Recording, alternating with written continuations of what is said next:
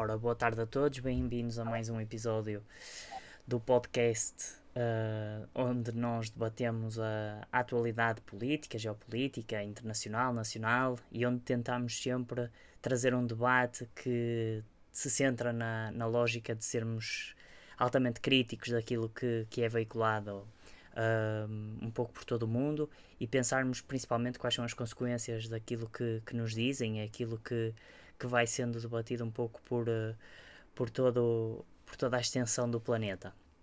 Hoje vamos ter um episódio mais centrado em questões da atualidade, questões um pouco por todo o globo em si também.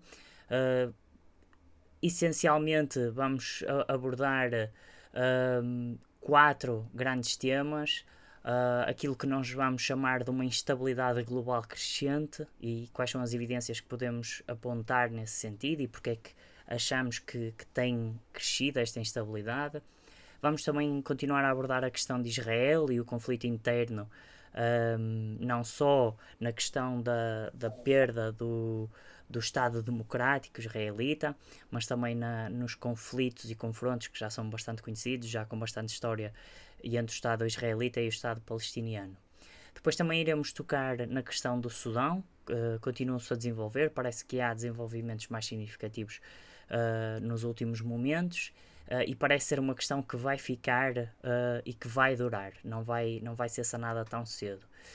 E depois também vamos tocar um pouco mais também na desdolarização, na saída do dólar como a única moeda de reserva global. Isso ainda não é uma realidade neste momento, mas parece que continuam a haver indícios e notícias que têm saído que parecem apontar para o enfraquecimento do dólar, mesmo em questões que podem não parecer estar ligadas ao mesmo, mas que eu e o Eduardo achamos que podem indiciar, lá está, esse enfraquecimento do dólar. Dito isto, vou passar a palavra ao Eduardo. Vamos começar com a questão da instabilidade global. Eu aproveito também para mostrar já aquilo que será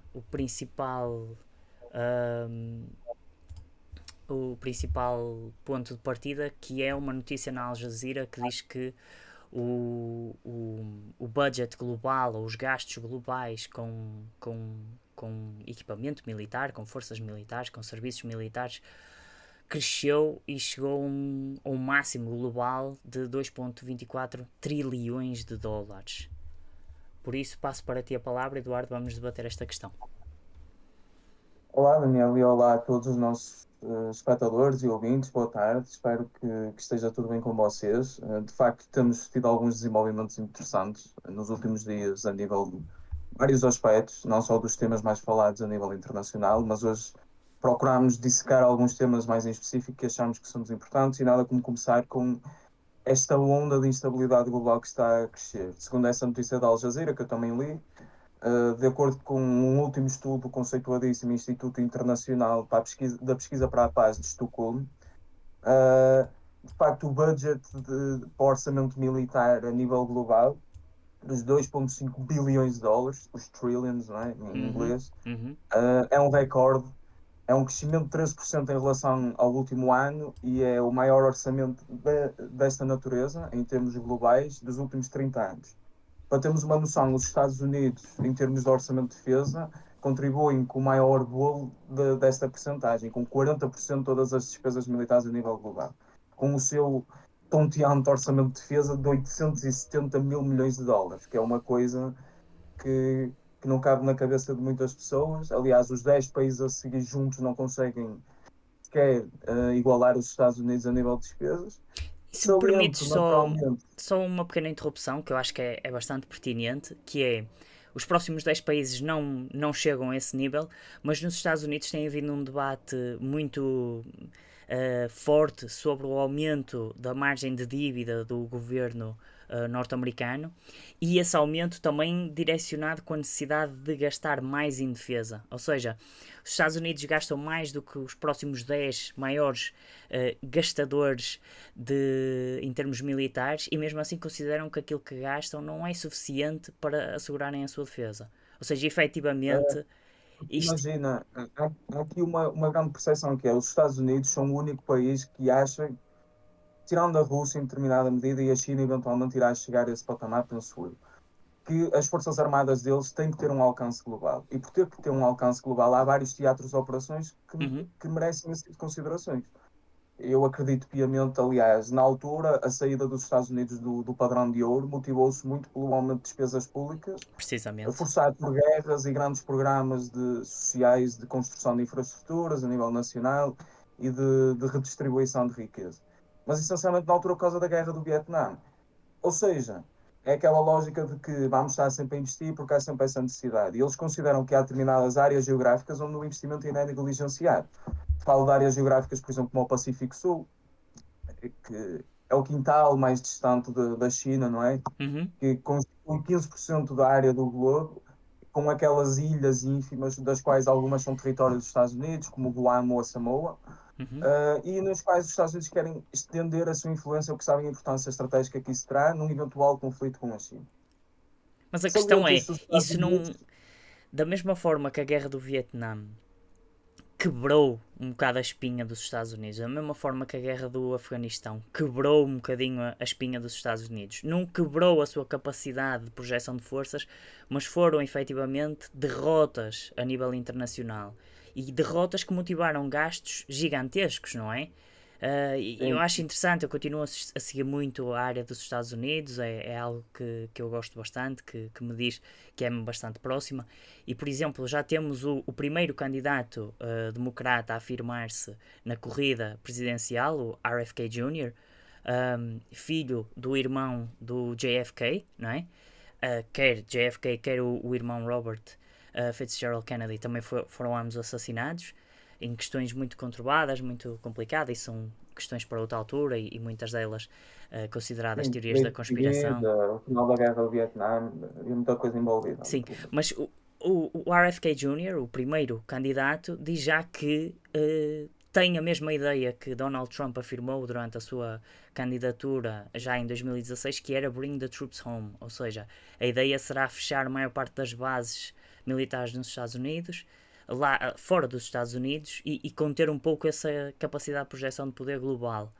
Eu Lembra um não acredito bocadinho. que, eu não acredito que isso vai acontecer, porque nesta competição estratégica englobalizante que é a competição estratégica com a China, os Estados Unidos olham para essa vantagem, por exemplo, a capacidade de alocação de forças para qualquer área do globo, os pontos de estrangulamento marítimos essenciais, Uhum, como uma vantagem estratégica essencial e não querem perdê-la. uhum.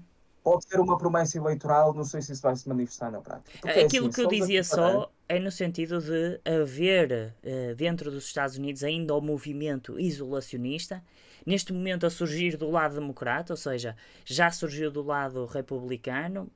Eu não acredito que Donald Trump vá mudar essa postura. Não foi ele que efetivamente concluiu a retirada do Afeganistão, mas foi ele que a iniciou, foi ele que deu ordens para a mesma se processar.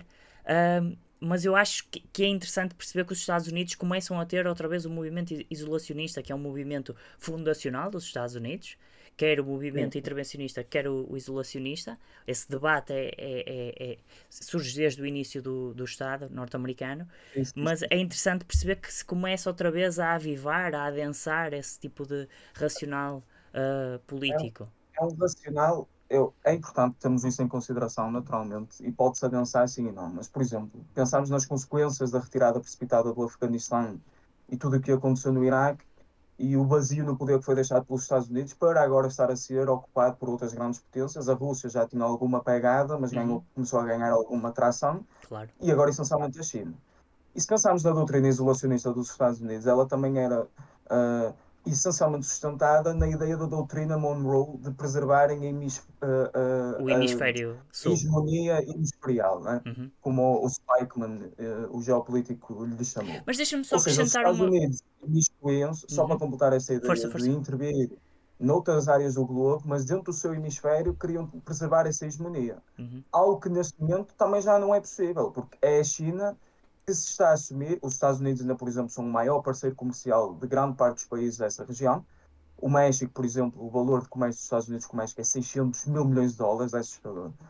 Mas a China já se afirma como o principal parceiro comercial de muitos desses países da região e alguns dos mais poderosos. inclusive é Brasil e Argentina, E com o e Brasil a além querer disso, é o estreitar as maior relações. investidor de dinheiro estrangeiro nessa região. Uhum, Só para te dar assim uns números, eu penso que na atualidade os valores estão nos 430 mil milhões de dólares a nível de comércio da China com esses países da América uhum. do Sul, e o número de empréstimos concedidos nos 140 mil milhões. Mas especula-se que até 2035 isto vai chegar aos 700 mil a nível de comércio e vai dobrar ou mais um bocado o nível de investimento direto estrangeiro. É para nós percebermos que, embora essas tendências históricas estejam a retornar, as Uhum. considerações estratégicas deste momento têm que ser outras, porque a Sem China não dúvida. tem o alcance global que os Estados Unidos têm a nível militar, mas a nível económico tem. E parece A que nível há económico. aqui quase um tit for tat, não é? Ou seja, os Estados Unidos imiscuem-se no quintal distante chinês, no Pacífico Sul, militarmente, não é? E a China envolve-se economicamente no seu backyard. Não é o backyard É, próximo de Cuba e México, é essa a mas. diferença. É essa a diferença. E Pequim usa muito essa lógica de uma abordagem dispar dos Estados Unidos para ganhar legitimidade internacional.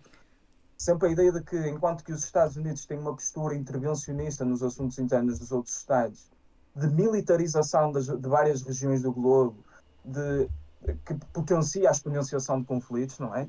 A Uhum. China não. A China vai investir, vai criar emprego, vai construir infraestruturas, vai colmatar lacunas que são necessárias de suprir. E vários Mantém a países. narrativa win-win, não é? É exatamente isso. E é uma lógica muito mais subreptícia, ou seja, é muito mais um trabalho nas sombras, E é diplomacia pura e nesse dura, não é? sentido, eu acho que é interessante colocar-te esta questão, quer a mim, quer a ti, quer aos nossos espectadores, que é, nós lembramos perfeitamente que os Estados Unidos ganham a Guerra Fria porque há uma competição a sério, não é? Forte, fortíssima, entre ambos os blocos, e há um bloco que economicamente era mais capaz, mais estável, mais portentoso, enquanto que o outro bloco, na tentativa de não se deixar ficar para trás militarmente, destrói e arruína a sua economia. Não podemos estar aqui num inverter dos papéis e num reacender da história. Ou seja, temos os Estados Unidos que já começa a dar sinais que nota que é incapaz ou que não tem o ânimo político tão forte como já teve em tempos, ou pelo menos uh, uma resposta uníssona politicamente no investimento da sua intervenção externa, não é? Com estas vozes a começarem-se a afirmar. E ao mesmo tempo temos uma China que compete a nível global, mas tenta sempre fazê-lo de uma forma económica que seja vantajosa. Os Estados Unidos abrem bases e mais bases, gastam mais e mais e mais dinheiro economicamente. Lembraste-nos muito bem da questão da saída do padrão de ouro, que foi para tentar conter uma subida descontrolada da inflação na altura, e com isso saíram do padrão de ouro e foram para o padrão petrodólar, não é? Através da Arábia Sim. Saudita. E não estaremos, se calhar, num momento em que os Estados Unidos podem ser forçados a cometer o mesmo erro com a União Soviética para não perderem a face internacionalmente. Ou seja, competem militarmente, continuam a destruir ainda mais a sua economia, enquanto que os chineses competem economicamente. Eu acho que isso é uma ótima observação, eh, bastante astuta, na verdade, essa que tu fizeste. Pode vir a ser um dos fatores. Agora, há aqui diferenças que são precisas assinalar deste contexto para a antiga Guerra Fria, porque isto já não é uma Guerra Fria bipolar, naturalmente, é uma Guerra Fria multipolar, se pode dizer, e as frentes são muito mais alargadas e aceleradas do que eram as da Guerra Fria tradicional, não é? Uhum, A concordo. competição entre os Estados Unidos e a China engloba praticamente todas as áreas de competição estratégica que podemos imaginar, desde a tecnologia, a economia ao militar. Depois, há aqui outra diferença. Os Estados Unidos e a China não estão envolvidos em guerras de procuração como a Rússia e os Estados Unidos estavam durante o contexto de Guerra Fria. Como eram dois blocos bipolares antagónicos, Uhum. a apoiar lados em conflitos. Naturalmente, que é dizer isto de uma maneira para não fazermos uma comparação literal como era naquele contexto. A Claro, China claro. está envolvida em conflitos Eu e ainda a assim acho que tomar pode haver posições em conflitos. isso. Eu acho que podemos esticar um bocadinho as margens e, por exemplo, os Estados Unidos envolveram-se diretamente numa guerra. Quer dizer, era procuração chinesa, quer no Vietnã, quer na Coreia, na Península da Coreia. E os Estados Unidos foram em guerras diretas, quer na Península da Sim, Coreia, sim, não é? sim, sim. E quer no Mas aí era Vietnã. diferente porque tínhamos os dois polos comunistas, na verdade, depois com o Mao Tse-tung que se afasta da União Sim, sim, Soviética, não claro, é? claro. Temos essas diferenças. Depois temos outra questão que é, não podemos descredibilizar o investimento militar chinês. Comparativamente aos Estados Unidos, a China só investe só, não é? 292 mil milhões de dólares. O que significa duas coisas. Em primeiro lugar, que desde os últimos 28 anos, todos os anos, o investimento chinês em defesa tem vindo a aumentar. Uhum. E depois, os números, como nós sabemos que a China é um regime autoritário e opaco, não é? Sim, Não são totalmente transparentes, claro. porque a China não engloba no seu orçamento militar o programa espacial chinês, ok? Uhum. Isso tem muita coisa. E o seu programa que nós Sim, falámos no último episódio, sim, sim, vigilância, sim, isso sim, sim, tudo. sim, sim. E Também não sabemos que os engloba o programas. trabalho de outras agências civis, como a Guarda Costeira, como a Uhum. Milícia Marítima que opera no Mar do Sul da China, que no Ok. fundo são reservas, nem das empresas de segurança privadas que protegem os projetos da Belt and Road, por exemplo. Uhum. Uhum. O que eu quero dizer com isto é, e como nós sabemos, porque a China está a entrar numa crise demográfica, com a pirâmide demográfica a inverter-se, Uhum. talvez a economia chinesa não esteja assim tão sustentável quanto isso, e o investimento até pode ser maior do que aquilo que se imagina.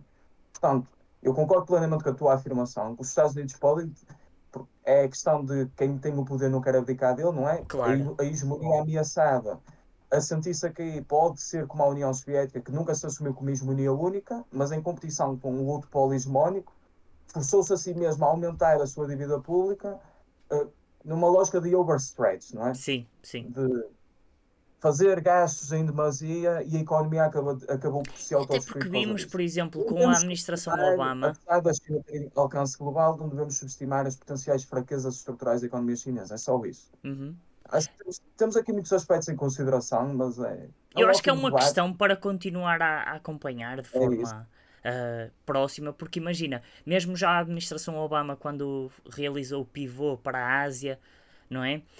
Demonstrava de que não era possível manter operações a 100% no Médio Oriente e operações a 100% na Ásia, ou seja, parece que existe uma noção dentro das elites políticas norte-americanas de que não dá para estar em todo o lado ao mesmo tempo, mas parece que ao mesmo tempo, por sentirem que a China começa a intrometer-se em zonas de interesse estratégico, que o tentem fazer, não é? Para tentar evitar uma perda assim mais acelerada da sua hegemonia. Em teoria, o investimento militar chinês centra-se essencialmente no contexto regional, não é? Na zona do Indo-Pacífico e da criação da capacidade de defesa do país.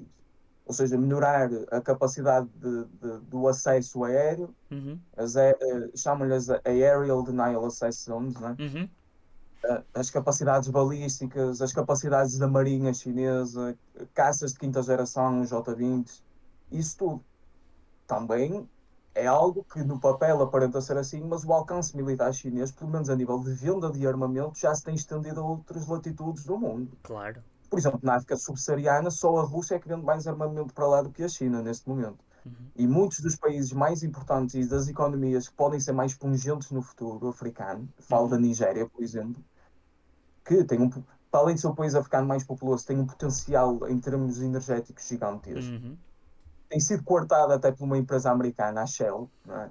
Nós sabemos. A China conta com mais de um terço das armas importadas pela Nigéria, pela Nigéria. uhum. E é só um exemplo parte, não é? E eu acho que até se A calhar construção este da Belt and Road para a África. é o momento ideal para fazermos a transição para a segunda notícia que nos revela um, como a hegemonia e a instabilidade global continuam a crescer e como a China continua a ser um espinho para os Estados Unidos, um espinho difícil de remover, algo preso, uma pedra na bota ou no sapato, e que nos diz, por exemplo, isto vindo do Global Times, que é a mão comunicacional das elites políticas chinesas, que diz basicamente Borrell and his likes should avoid leading Europe into a ditch. Ou seja, Borrell e os seus próximos semelhantes devem evitar conduzir a Europa para uma berma na estrada. Ou seja, e aqui o que eu dava a entender é que segundo o Global Times, sem estarmos aqui a perder muito tempo no artigo em si, mas aquilo que eles apontam logo no início é que no dia 22 de Abril, Borrell fez um repto à União Europeia para que os seus Estados enviassem as suas marinhas para o Estreito de Taiwan. E parece que lá está, mais uma vez, temos essa questão de tentar competir militarmente com a China, pressionar a China nas suas feridas expostas, nos seus problemas mais prementes, enquanto que a China continua a competir ainda de uma forma bastante mais económica e que permite depois ganhos mais tarde. O que é que podemos comentar sobre isto? A minha opinião sincera é muito falta de astúcia política, completamente do Borrell, ter esse tipo de afirmação, até depois deste contexto de visitas de vários chefes de Estado, de salientar naturalmente o Macron, Uhum. com a Ursula von der Leyen, não é? A Uhum. Presidente da Comissão Europeia à China, antagonizar a China, depois tentar suavizar a sua relação com ela, é no mínimo pouco astuto, não é? Sim, sim. No Em termos mínimo. diplomáticos são mensagens dispares, não é? Discordantes. Não há aqui Isso são uma... mensagens, mais uma mensagem de antagonismo do que propriamente de aproximação. Sabemos que há uma linha vermelha que não pode ser ultrapassada nas relações com a China, Uhum. e é a questão de Taiwan, Sim. seja o reconhecimento de Taiwan, seja a adoção de ou uma interferência no contexto regional, Uhum. naturalmente com os Estados Unidos e o Reino Unido, um bocado por consequência, não é? Sim, sim.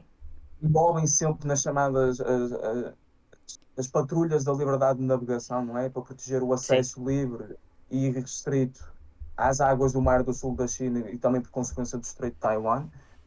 Mas a União Europeia como bloco envolver-se nisto, eu acho que é muito falta de astúcia política. Num contexto em que países pequenos tentam contrariar esta lógica de escolha, não é? Quase como Uhum. na Guerra Fria os não alinhados fizeram.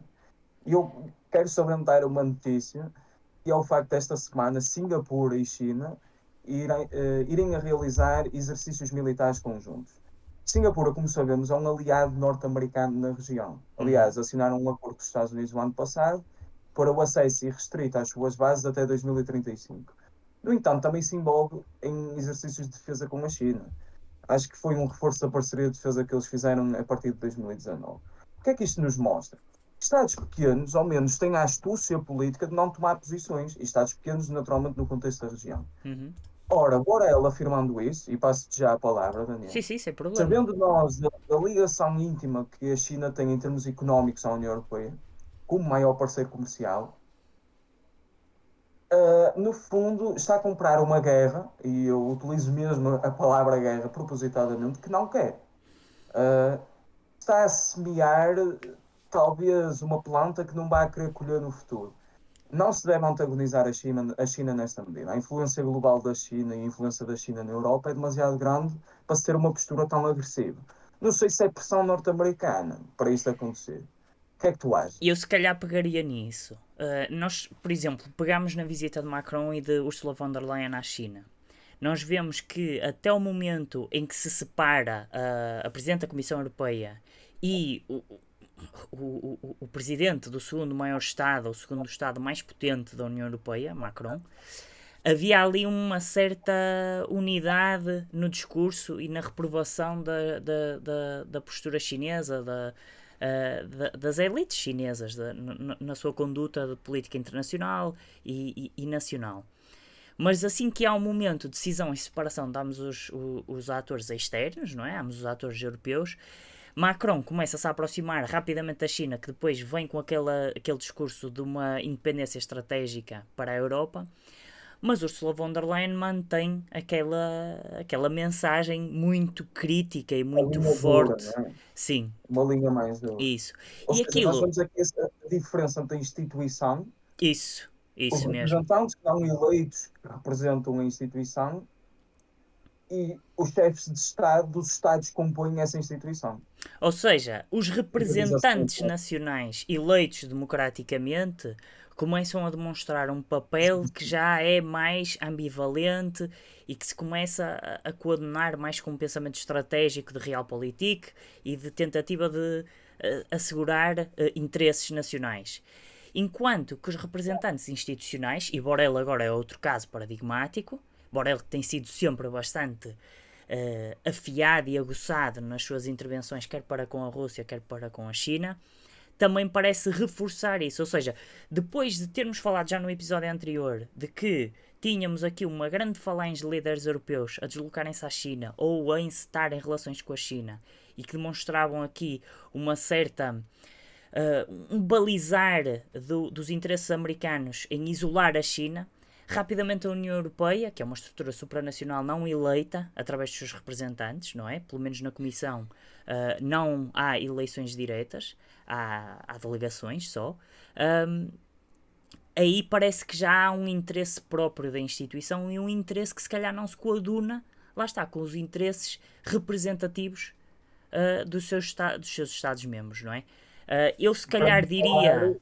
das divisões que também existem entre Estados, não é? Sim, sim, claro, e aí é vastíssimo, quer dizer, dependendo de cada assunto temos divisões malucas. Lembrámos-nos que ainda há pouco tempo houve um banir dos cereais ucranianos a entrarem na Polónia, na Hungria e por aí mais. Algo que é da estrita responsabilidade da Comissão e da União Europeia, porque são questões de política A política externa agrícola e comum. política económica e comercial, mas que rapidamente as elites nacionais disseram que era impossível, era incomportável e que não iriam tolerar. Isso depois foi amenizado, acho que houve ali algumas promessas de financiamento, 100 milhões de euros para aqui e para acolá, e parece que mesmo assim conseguiram garantir que os cereais ucranianos não iriam entrar e destabilizar tanto essas economias. Que é algo que, pronto, também surge neste momento como só ideia final para finalizar isto, que é nós temos uma União Europeia a prometer a entrada à Ucrânia dentro do espaço económico europeu, como um membro um, a 100%, aquilo que já falámos, que será sempre complicado, derivado a imensas coisas, quer em termos de questões económicas, que neste momento a dívida ucraniana deve ser insuportável e insustentável Sim. e que nega. Cumprimento do acervo comunitário, É não é? isso Para mesmo. poder É ser isso. declarado Estado. Questões de corrupção, questões, muitas Estado de outras Direito. questões, isso mesmo. Mas acima de tudo, quer dizer, se neste momento nós temos países europeus, membros em pleno direito, que dizem que é impossível recolherem os cereais ucranianos, como é que vai acontecer quando a Ucrânia entrar e a cereal passar a ser cereal europeu? Não é? Nós sabemos perfeitamente que a França tem uma postura de domínio sobre a agricultura, a pasta da agricultura dentro da União Europeia, para fazer aquilo que já se conhece há bastante tempo, que é normas ou políticas de proteção dos seus mercados agrícolas internos, e como é que isso vai ser gerido? Ou seja, será que a Ucrânia vai simplesmente fazer aquilo que muitos de nós tivemos que fazer também? Por exemplo, Portugal recebeu vários subsídios europeus para parar a produção agrícola, para assim poder continuar a ser uma produção primordialmente francesa, maioritariamente francesa. Será que a Ucrânia faz isso? Mas a Ucrânia sabe-se perfeitamente que o setor agrícola é fortíssimo. É Não sei, essencial para a economia. é algo também para manter em crítica e em análise, mas efetivamente aquilo que parece ser claro é que as elites europeias se pautam muito pela narrativa ocidental e ainda se afastam deste ideal de realpolitik e observar aquilo que efetivamente são os interesses europeus. Sabemos perfeitamente que a quebra das relações com a China é um suicídio económico para a Europa. Não, acho que não há volta a dar. Se calhar agora passamos então para o próximo tema, também só apenas ilustrativo, de que há uma notícia na Al Jazeera que diz que o impasse político no Líbano ainda não sofreu nenhum tipo de benefício por parte da aproximação entre o Irão e a Arábia Saudita. Eu acho que aqui não há muito a dizer, eu vou-te passar a palavra imediatamente, mas acho que efetivamente aquilo que parece ainda dentro da linha da instabilidade global é que, apesar de haver algumas aproximações no Médio Oriente, ainda continua a ser uma região que pelo menos vai precisar de mais trabalho e de mais tempo para acalmar os seus distúrbios, certo? Sim, o Médio Oriente tem esse grande defeito de ser um caldeirão de instabilidade crónica, não é? Desde que o Uhum. Sykes-Picot, na altura da Primeira Guerra Mundial, foi assinado entre os Sim. ministros dos negócios estrangeiros e britânico e francês, na altura, o Uhum. Sykes e o Picot, Uhum. que as linhas do Médio Oriente foram definidas não consoante as divisões étnicas ou religiosas, mas precisamente para as manter, não é? A Para regra acentuar este esta quadro. divisão. E muitos desses países ainda padecem do separatismo doméstico, dessas divisões internas, muito por causa disso. O Líbano, desde sempre, desde sempre. É uma questão que, no caso do Líbano, é uma questão mais de internamente não há uma crença generalizada, uma crença que se possa dizer digna desse nome na elite política. Mesmo o Uhum, próprio Hezbollah está a perder alguma alavancagem política. uhum, uhum, Aquilo que eu acho que a reaproximação entre a Arábia Saudita e o Irão, como os dois maiores players regionais e representantes da divisão sectária principal entre o mundo islâmico, entre sunitas e xiitas, significa é a potencialidade da resolução de conflitos existentes a nível interno, mas noutros contextos, uhum, sobretudo o Iémen e a Síria. Sobretudo o Iémen e a Síria pode contribuir para que isso aconteça. E nesse sentido temos o papel de mediação da Rússia e da China.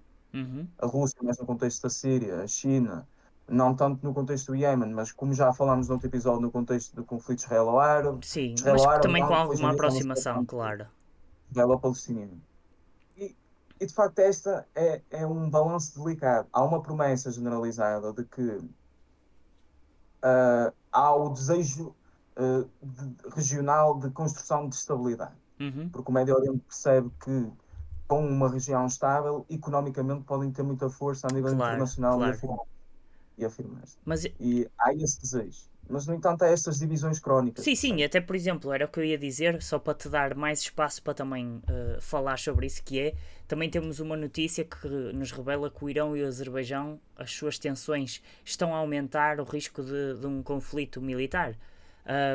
Isto vai servir também para fazermos uma ponte com o grande núcleo de discórdia e de tensão no Médio Oriente neste momento, que é Israel, mas lá está, parece que há esse desejo, mas continua a haver pontos de instabilidade novos, antigos, mas que o Médio Oriente ainda continua a ser uma geografia, não a ferro e fogo, mas em ebulição. Sim. E temos que pensar que o conflito crónico que existirá sempre no Médio Oriente Uhum, é entre Israel e alguns dos países islâmicos.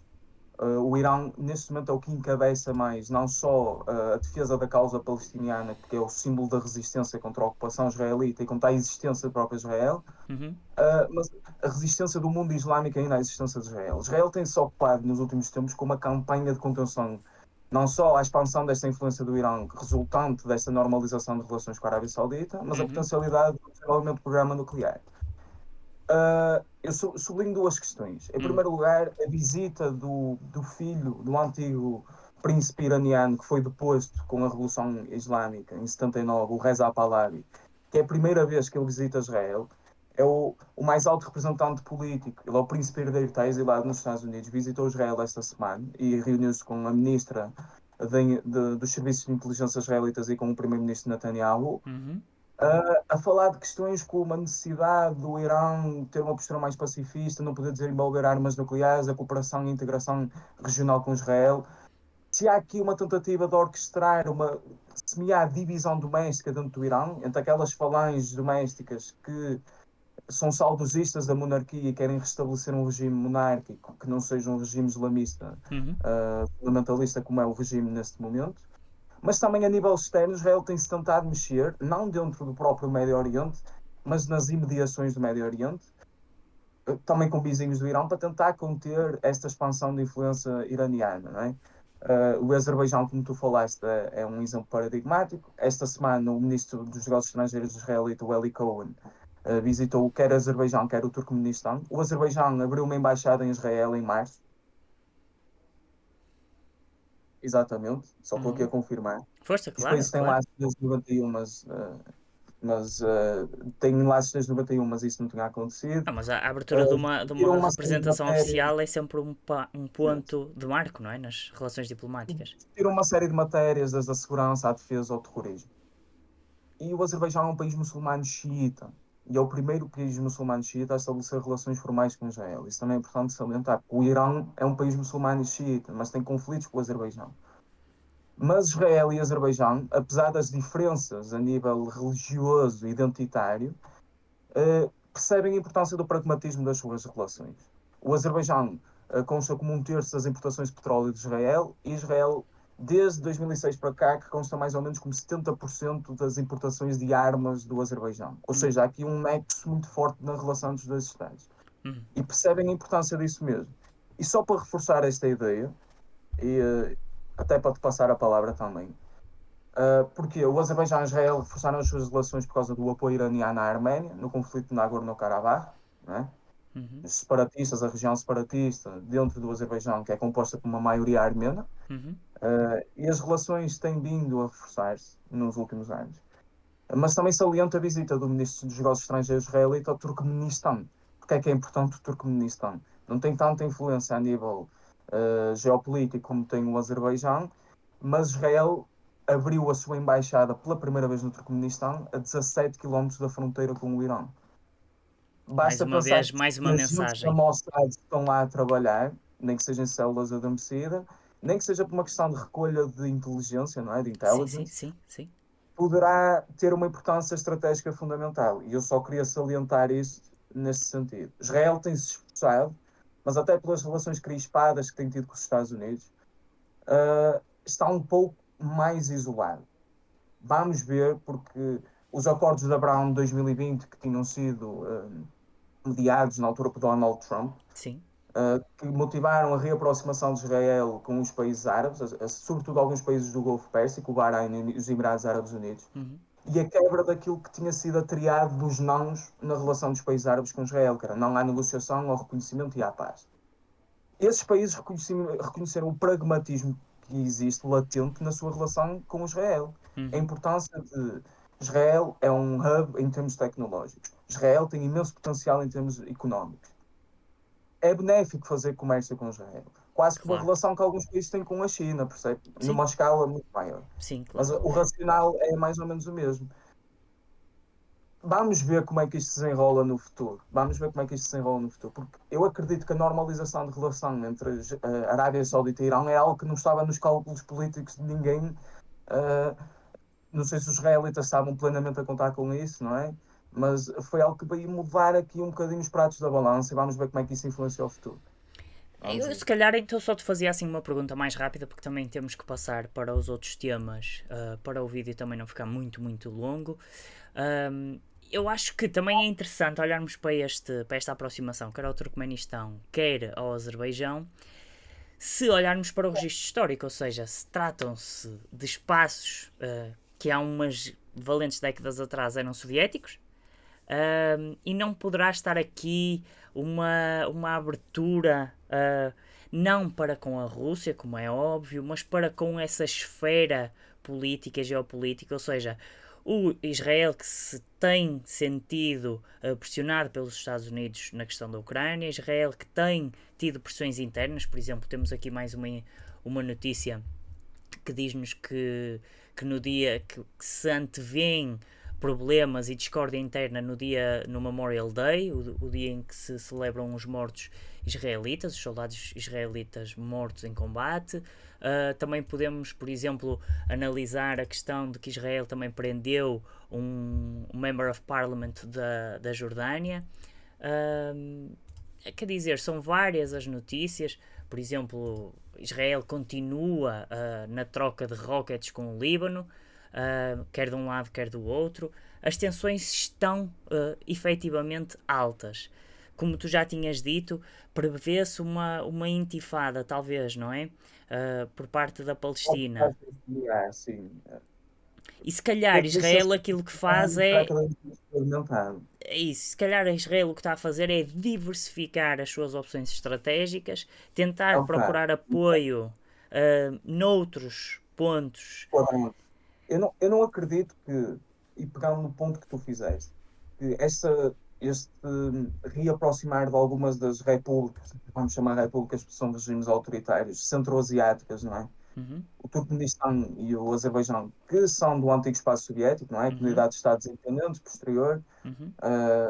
espaço de influência tradicional russa, não acredito que seja uh, também como uma forma de aproximamento da Rússia em si, ok? Porque sabemos que Israel tem mantido uma postura até no conflito da Ucrânia, minimamente de equilíbrio entre não antagonizar a Rússia e ao mesmo tempo dar apoio humanitário à Ucrânia. Agora Uhum. fala-se que Israel também quer dar sistemas de alerta prévio aos ucranianos contra o lançamento de mísseis. Não são sistemas de interseção, há aqui uma diferença muito grande, ou Sim, seja, só sim. tem propósitos defensivos.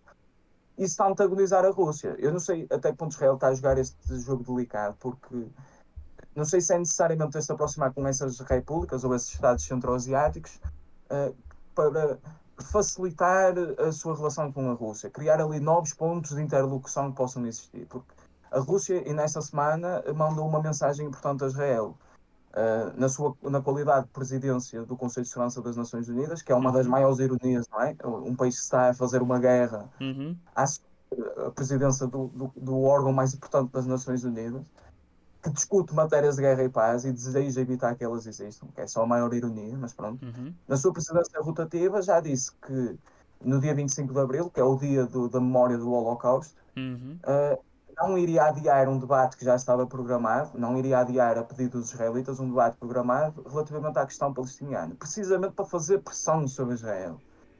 E eu acredito que esta questão da Ucrânia tem muito a ver. Porquê? Porque em fevereiro Israel votou a favor de uma resolução a pedir a saída da Rússia da Ucrânia, quando em novembro do ano passado se tinha abstido de o fazer. Ou seja, com o Netanyahu estamos a ver uma mudança da postura que os outros líderes israelitas que o antecederam, o Lapid e o... como é que se chama o outro? Já me perdi. Mas não interessa, sei, sem problema. Os outros dois primeiros ministros, que agora teve aqui uma instabilidade política muito grande, os que se inibiram de fazer. Sim, E nós sabemos que efetivamente Israel as precisa da autorização lideranças. russa para fazer ataques aéreos na Síria, não é? Uhum. Contra as células dos grupos paramilitares que são apoiados pelo Irão. Uhum. E mesmo contra os próprios guardas revolucionários iranianos que operam a partir de lá Sim. em vários tipos de, de questões. Uhum. Portanto, é um equilíbrio ténue e é como tu dizes, e essa ideia eu acho que é o mais importante salientar aqui no meio. Israel está a diversificar e a procurar noutros quadrantes o reforço de relações, muito sempre na lógica do pragmatismo político. É isso. Eu acho que até Não pode. recorrendo a questões identitárias, mas sim na lógica do pragmatismo político. É isso. Eu acho que até no limite pode ser interpretado quase como uma aproximação a Estados, onde depois pode também tentar introduzir um bocadinho a influência ocidental, não é? Não sei, será sempre complicado. Sabemos que o Azerbaijão tem uma grande proximidade à Turquia, a Turquia também está.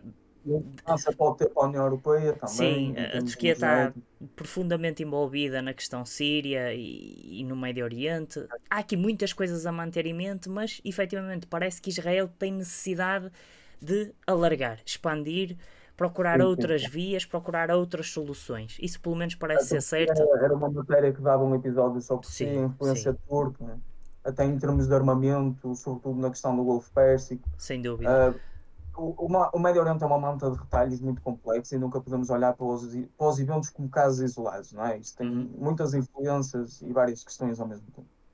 Fazemos então a transição para o Sudão.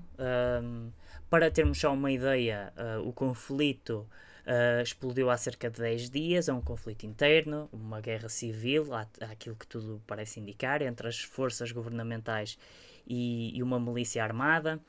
Precisamente no momento em que parece que essa milícia estaria a ser integrada dentro dos contingentes legítimos militares estaduais, mas parece que houve ali algum desentendimento, pelo menos é essa a ideia principal que é extravasada, mas há aqui outras questões a ter em conta. Por exemplo, olhando aqui para o mapa da região onde podemos ver o Sudão, o Egito e acima de tudo a área aqui do Mar Vermelho, que é um mar geopoliticamente muito importante para o comércio internacional, não é?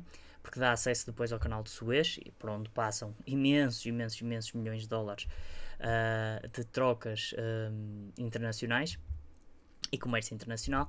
E aquilo que é importante perceber é que, por exemplo, toda esta zona deste Mar Vermelho é altamente populada por bases militares de vários estados internacionais. Por exemplo, o de Djibouti, que é um estado pequeníssimo, tem bases O militares dos Corno Estados Unidos. o Diz? Corno Isso mesmo, a essa zona do questão do Corno da Corno África.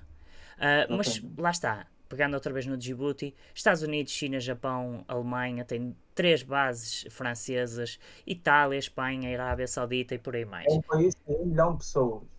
extremamente 1 milhão de... pequenino, mas com uma centralidade a nível geopolítico na zona. Porque é ele que dá Uhum. também entrada, lá está, ao Estreito de Bab el-Mandeb, não é?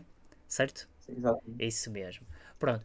E o que E é é o Golfo que Chinês. aquilo que se calhar daríamos só destaque e depois começamos a debater em si os problemas que estão associados na questão do Sudão, que é o Sudão em fevereiro, dia 11 de fevereiro, qualquer coisa desse género, não vou precisar ao dia, mas em fevereiro o governo conduziu uma revista, uma análise, uma visita a uma base militar russa na zona do Porto de Sudão, aqui no mapa, como podemos ver, que é a única base russa na zona e que permitiria, lá está, o destacamento de tropas e de contingentes marítimos e navais para aquela zona que pode influenciar bastante qualquer tipo de conflito, qualquer tipo de bloqueio ao Ocidente. Isto ainda serão aquilo que se chamam teorias da conspiração, porque não há nada que aponte nesse sentido, não há nenhum tipo de informação concreta, mas é interessante perceber que 2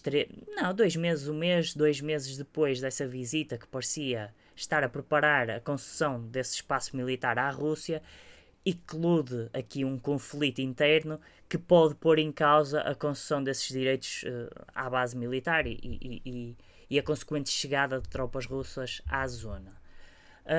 Nesse sentido, eu vou-te passar a palavra, Eduardo, mas podemos também começar só com a ideia de que neste momento, as notícias mais recentes é de que já se encontram a ser evacuados diplomatas de maior parte dos estados que têm representação no Sudão, uma vez que também é na capital de Khartoum que se desenvolvem a maior parte dos conflitos e onde está a ocorrer a maior matança neste momento, e infelizmente, com muito pesar meu e teu certamente, mas efetivamente parece que o conflito no Sudão, com estas evacuações a acontecerem, existe um reconhecimento internacional de que o mesmo já não irá sanar tão cedo, não haverá um cessar de fogo tão cedo quanto aquele que se espera e o problema pode continuar a escalar. É um problema porque o Sudão, desde que o Omar al-Bashir, o ditador do Sudão, que tinha entrado na década de 80, foi deposto em 2019, e se criou um governo de transição nacional.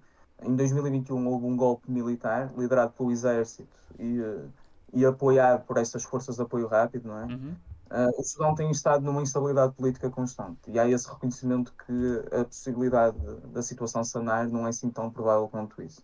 E o problema é que há muitos interesses aqui no meio envolvidos. Temos estas forças de apoio rápido contam com mais ou menos 100 mil homens, não têm capacidade aérea, então as suas posições estão a ser bombardeadas, muitas vezes em áreas civis, na capital de Khartoum, pela força aérea do exército sudanês. Uh, há vários países, ou de um lado das fações, por exemplo, o Egito sabe-se que tem relações próximas com o exército do Sudão, os Emirados Árabes Unidos com as forças de apoio, uhum, mas também o Grupo Wagner. Saíram umas imagens de um avião do Grupo Wagner operar na Líbia, em território do general Khalifa Haftar, que é o general pária que é apoiado pelos russos em território líbio, uhum, que aparentemente vinha para o Sudão. O Grupo Wagner alegadamente está a dar apoio em termos de munições às forças de apoio rápido, o grupo paramilitar. Portanto, e alega-se que o conflito terá sido iniciado pelas forças do exército. uhum, Uh, Pode haver aqui a questão conflituante da situação da base russa, sim ou não. Também temos a Arábia Saudita e os Emirados Árabes Unidos, também por consequência, que têm alguns investimentos feitos no Sudão, também a nível de agricultura e infraestrutura. uhum, E o conflito vai ser danoso para essas questões económicas, sem dúvida claro. alguma. E eu aqui, no meio desta situação toda, no meio da evacuação das embaixadas, inclusive a nossa, e muito bem que os nossos cidadãos têm que sair de zonas de conflito, Uhum, e é primordial as nossas embaixadas protegerem os nossos cidadãos no estrangeiro. claro. No meio disto tudo, e da condenação internacional, dificilmente, em primeiro lugar, uma operação de peacekeeping será autorizada a entrar no terreno, de interposição das forças, Uhum. ou seja, há uma aceitação da situação como está como um feito a cumprir, não é? Um facto consumado, porque a Rússia irá adotar essa situação, essa entrada de uma força Sim, com o peacekeeping. caos internacional neste momento, poucas missões de paz, novas pelo menos, irão para adiante. E por outro lado, temos o país que tem assumido o papel de mediação por excelência no Médio Oriente nos últimos tempos e no nível global por excelência, claro que sempre motivado por interesses próprios, a tentar dar um exemplo proativo no Sudão, que é a China. E Sim. acho, Daniel, tu que leste essa notícia em particular, Sim, devias dar mais aquilo de uma insight. forma geral, o Global Times também anuncia que o Foreign Ministry mandou um grupo de trabalho para o Sudão e que já começou a evacuar os seus cidadãos de lá, mas parece que efetivamente a China, quando toda a gente envia destacamentos militares ou civis para começar a evacuar, a China parece destacar pelo menos algum grupo de acompanhamento para o local para tentar ver aquilo que é possível fazer-se. Eu concordo plenamente com a tua opinião. Eu acho que neste momento a cena internacional está muito instável, não há canais de comunicação e é um dos problemas. Tu disseste que era, por exemplo, era a maior ironia a Rússia assumir a direção do Conselho de Segurança da ONU. Um, e eu concordo, é uma ironia, porque é um Estado que se está a ver envolvido em conflitos, mas já houve outros Estados que se viram envolvidos em conflitos e continuaram a operar a nível internacional dentro da ONU, os Estados Unidos, a guerra do Não Vietnã, tiveram Afeganistão. autorização e atuaram na mesma, não é? Isso mesmo, por isso acho que aqui temos que continuar mais uma vez a ser críticos, a observarem as coisas pelo que elas são e não É o pelo que racismo deveriam ser. significado das Nações Unidas em si mesmos. Sim, É um sim. bocado triste, não é? É O triste que isso ex-Jordan aconteça, sem dúvida. Até porque, por exemplo, temos aqui mais uma notícia da Al Jazeera, e a Al Jazeera é um meio de comunicação muito importante porque é sediada na região do Médio Oriente, Sudão, sabemos que é África, mas tem alguma proximidade e, por Médio Oriente. exemplo, relatam que já há mais de 400, pelo menos sim, mas já há mais de 420 mortos e 3.700 feridos, isto em 10 dias. Não são números avassaladores, mas também não são encorajadores. E eu acho que, infelizmente, aquela ideia com que começámos o episódio de que estamos perante o aumento da instabilidade global, isto após uma década, duas, três, até no fim da Guerra Fria, em que a instabilidade global reduzia-se, os conflitos globais reduziam-se quase todos os anos, neste momento parecemos estar num movimento contrário, ou seja, um movimento de ressurgimento do conflito internacional como padrão, como regra mundial, o conflito na Ucrânia, Sudão e tudo mais, apesar de haver outros a serem sanados, felizmente, mas também com o aumento dos gastos militares isso parece estar-se a consolidar. É pena que assim seja, é pena que neste momento tínhamos mais uma vez a África a ser condenada ao subdesenvolvimento e à destruição. Certamente este grupo de trabalho chinês estará a tentar também não só tratar da evacuação, será principalmente o seu objetivo, mas a tentar estabelecer relações com ambas as partes e ver onde é que se pode criar algum ponto de contacto e também E se calhar a salvaguardar os preparar. interesses. Sim, isso. A preparar certamente algum projeto de reconstrução ou iniciativas de reconstrução no futuro que integrem parte da Belt and Road ou com algum tipo de acesso, já que o Sudão concedeu uma base militar à Rússia, se calhar também irá conceder à China, vamos ver. É algo para continuar a seguir, mas que efetivamente demonstra que infelizmente o conflito e a morte humana é uma realidade constante nas relações internacionais. E se calhar Bem, também aproveitava agora para transitarmos para o último tema, algo que já temos vindo a falar quase desde o início deste nosso projeto, que é a desvalorização, a perda do dólar, da sua importância a nível internacional como moeda de reserva. Também podemos mostrar aqui mais algumas tiradas, alguns títulos parecem interessantes. Por exemplo, a Índia e a China irão quebrar o preço estabelecido no Oil Price Cap em abril, ou seja, o poder ocidental, as sanções ocidentais estão a ser furadas. Faz-nos lembrar aquilo que aconteceu antes da Primeira Guerra Mundial. Não, antes não, depois da Primeira Guerra Mundial com a Sociedade das Nações, onde as sanções eram impostas, mas depois já não se conseguiam traduzir na realidade e produzir efeitos. Também, mas temos outras notícias, como por exemplo aqui do site dos BRICS em si, isto é uma opinião publicada por um autor russo, já no dia 2, dia 24 de Abril, em que afirma, pelo menos a Rússia dá a entender que antevê que possa haver um sistema bipolar em termos de reservas, e reservas em dólares e em yuans. Isto fará todo sentido a Rússia continuar a defender esta posição, uma vez que não tem acesso ao dólar. Todas as suas divisas de dólares foram supostamente apreendidas nas sanções, e com o barrar do sistema SWIFT, que depois também se traduz para a próxima notícia, que é a central nuclear do Bangladesh. Os seus pagamentos foram interrompidos à Rússia, porque com a quebra da rede SWIFT para fornecimento de pagamentos à Rússia, as elites políticas do Bangladesh não conseguem efetuar esse tipo de pagamentos. E nesta questão tu tens alguns desenvolvimentos, acho que tem mesmo a ver com esta questão de se serem cumpridos os empréstimos ou as obrigações dos empréstimos para com a Rússia. E eu passo a palavra, Eduardo. Força. É assim, em Yuan, lá está, o bloqueio do acesso da Rússia ao sistema SWIFT congelou automaticamente 300 mil milhões de dólares em assets russos no estrangeiro. Uhum. Impede a Rússia de utilizar o dólar para fazer investimentos noutros países, exportar e outro tipo de coisas. E o Bangladesh é importante porque é o oitavo país mais populoso do mundo, 169 milhões de pessoas, só por si, tem Uhum. esse poder demográfico, e vizinho da Índia.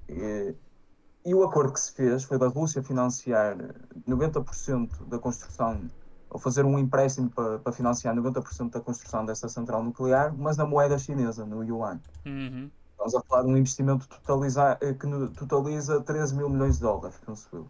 Uhum. É uma coisa assim do género.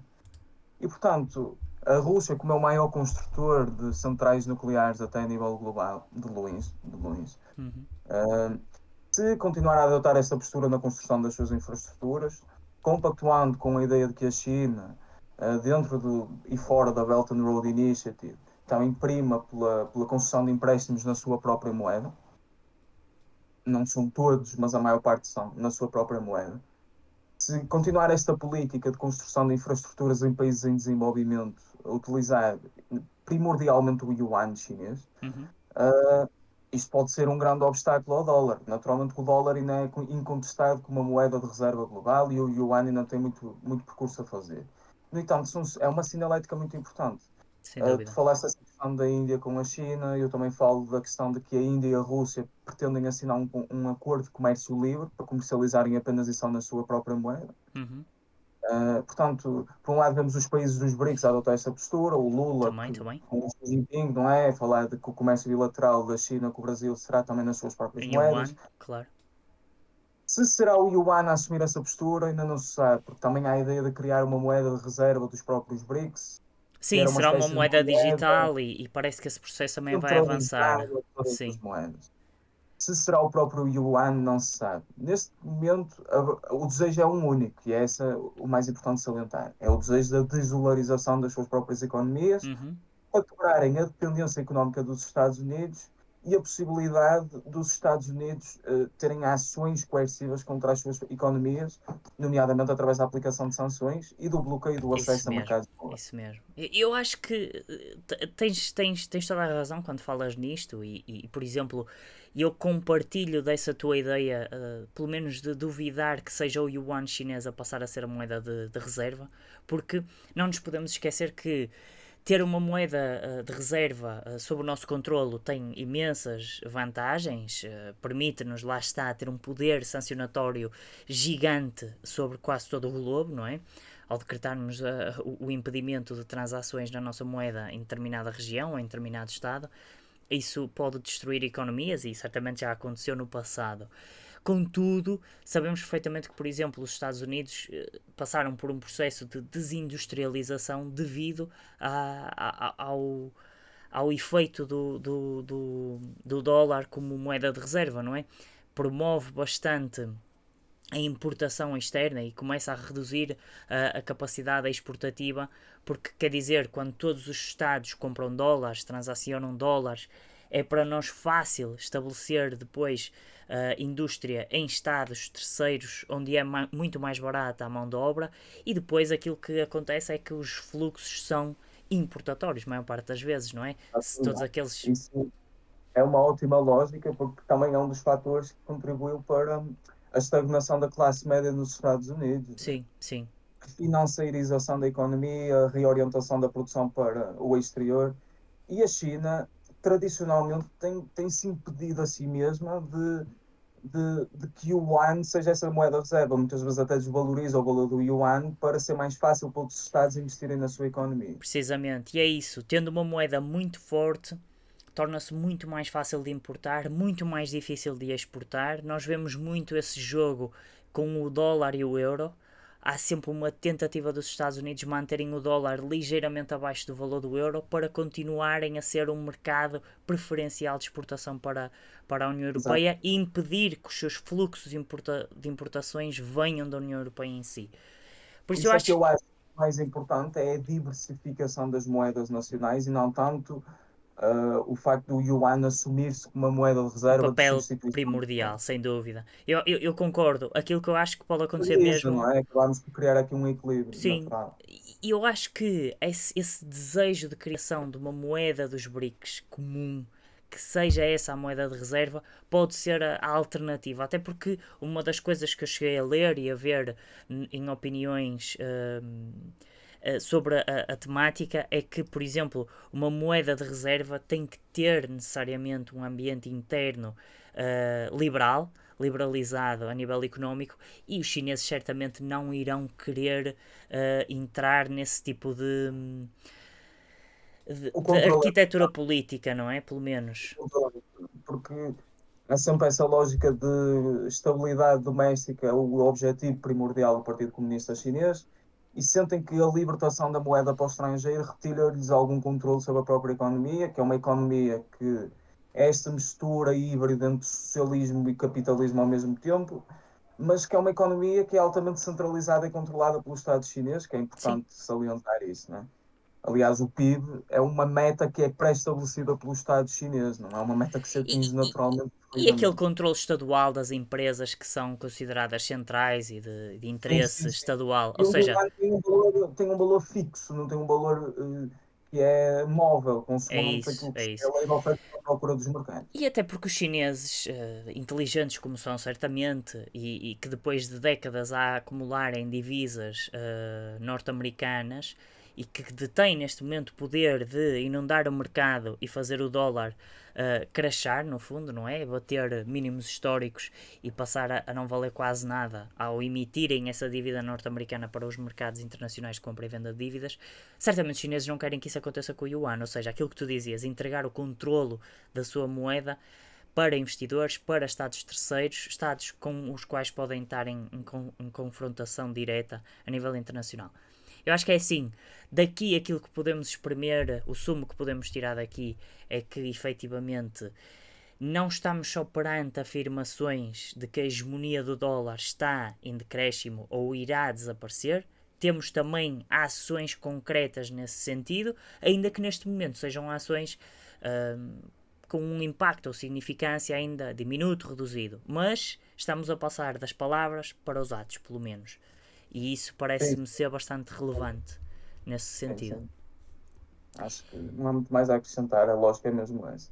Eu acho que sim, também. Paulatinamente, acho que esse novo caminho para uma reorganização do sistema financeiro e económico global está a ser construído.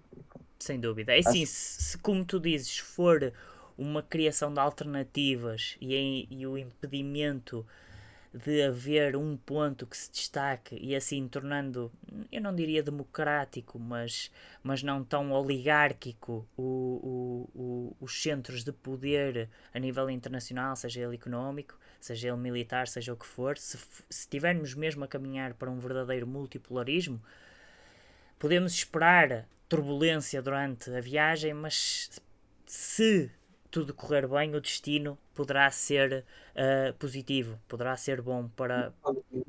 Vamos ver isso. Os chineses falam das tendências irreversíveis do futuro. Uhum, E uma delas é o multipolarismo. E, é algo que é muito acentuado no discurso das elites políticas chinesas e o Xi Jinping salienta isso muitas vezes. Eu não acredito que o mundo multipolar se vai constituir no imediato, que será liderado por um país em particular. Eu acho que a China também não quer assumir na totalidade esse país de liderança. Também não acredito que seja um modelo necessariamente melhor ao que existe. uhum. Não é? há sempre um modelo alternativo e depois há a distinção entre aquilo que é narrativamente projetado e aquilo que se efetiva na prática, mas que Claro. estamos a caminhar para uma alteração do sistema internacional, estamos. Até porque é assim, basta olharmos para uns Estados Unidos que antes de serem hegemónicos também apenas defendiam uma supremacia, lá está, regional, e que depois começaram a alterar o seu papel conforme o poder se começou a concentrar. Há aquele dito conhecidíssimo que ambos partilhamos um com o outro várias vezes, é que o poder corrompe e o poder absoluto corrompe absolutamente.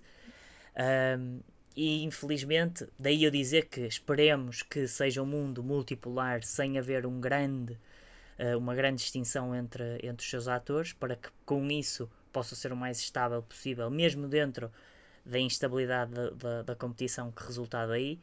Mas é só uma questão de esperar e ver o que é que irá acontecer. Mas que efetivamente parece que estamos em alteração, em movimento, em evolução, isso parece ser certo, quase.